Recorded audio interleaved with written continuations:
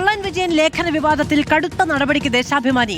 രാജിയോ അവധിയോ എടുക്കണമെന്ന് വരാന്ത പതിപ്പിന്റെ ചുമതലയുണ്ടായിരുന്ന KR അജയന് വാക്കാൽ നിർദ്ദേശം. ചീഫ് എഡിറ്റർ പുത്തലത്ത് ദിനേശനാണ് നിർദ്ദേശം നൽകിയത്. റാഹിസ് റഷീദ് വിവരങ്ങളുമായി ചേരുകയാണ്. റാഹിഷ്, ഈ വരാന്ത പതിപ്പിന്റെ ചുമതലയിൽ നിന്ന് ആദ്യം നീക്കി, അങ്ങനെ നീക്കിയിട്ടില്ല എന്ന് റെസിഡന്റ് എഡിറ്റർ വന്ന് പറഞ്ഞിരിക്കുന്നു. ഇപ്പോൾ ഒന്നുകിൽ രാജി അല്ലെങ്കിൽ അവധി. സാങ്കേതികമായ കാര്യങ്ങളാണോ ചൂണ്ടിക്കാണിക്കുക?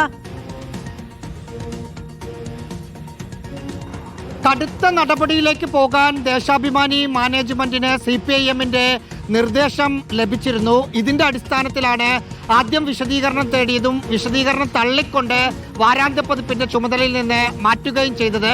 അന്ന് തന്നെ തുടർ നടപടികൾ ഉണ്ടാകും എന്ന സൂചനകൾ ലഭിച്ചിരുന്നു. ആ തുടർ നടപടിയുടെ ഭാഗമായിട്ടുള്ള കാര്യങ്ങളാണ് ഇന്നുണ്ടായിരിക്കുന്നത്.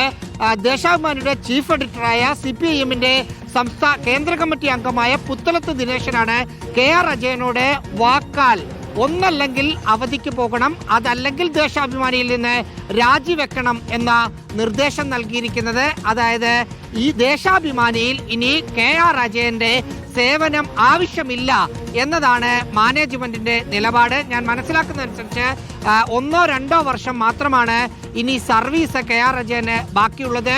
അത് ആ സർവീസ് കാലയളവിൽ ഇനി ബാക്കി എത്രയാണോ ഉള്ളത് ആ സർവീസ് കാലയളവിൽ KR അജയന്റെ സേവനം ദേശാഭിമാനിക്ക് ആവശ്യമില്ല.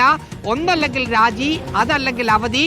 ഇത് രണ്ടുമില്ല എന്ന നിലപാട് KR അജയൻ എടുക്കുകയാണെങ്കിൽ പുറത്താക്കാനുള്ള തീരുമാനത്തിലേക്ക് പോലും മാനേജ്മെന്റ് കടക്കും എന്നാണ് അവിടെയുള്ളവരോട് സംസാരിച്ചപ്പോൾ നമുക്ക് മനസ്സിലാക്കാൻ സാധിച്ചത്. പക്ഷേ മാധു പറഞ്ഞതുപോലെ കാരണം ഒരിക്കലും അത് കള്ളൻ വിജയൻ ആയിരിക്കില്ല, മറ്റെന്തെങ്കിലും സാങ്കേതിക കാര്യങ്ങൾ പറഞ്ഞൊഴിയുകയായിരിക്കും ചെയ്യുക. റാഹിസ് റഷീദാണ് വിവരങ്ങൾ നൽകിയത്. കള്ളൻ വിജയൻ ലേഖനവുമായി ബന്ധപ്പെട്ട് നമുക്കറിയാം, VS-ന്റെ അനുസ്മരണം പോലും നൽകാൻ കഴിയാതെ ആ വാരാന്ത പതിപ്പ് പിൻവലിച്ചത് ചെറിയ വിവാദമൊന്നുമല്ല ഉണ്ടാക്കിയിരിക്കുന്നത്.